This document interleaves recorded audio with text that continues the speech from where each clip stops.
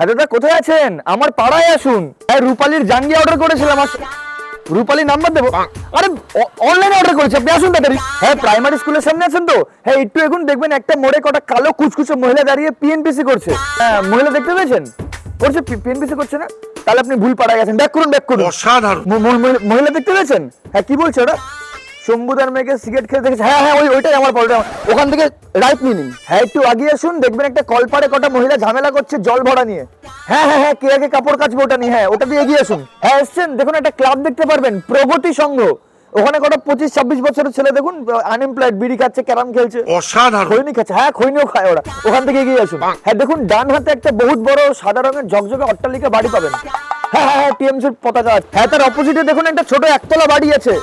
হ্যাঁ টিচারের বোর্ড ঝোলানো। হ্যাঁ এই তো তার অপোজিট, এই যে যান। ওমা এই রূপালীর জাঙ্গিয়াটা নিয়ে আসো তো।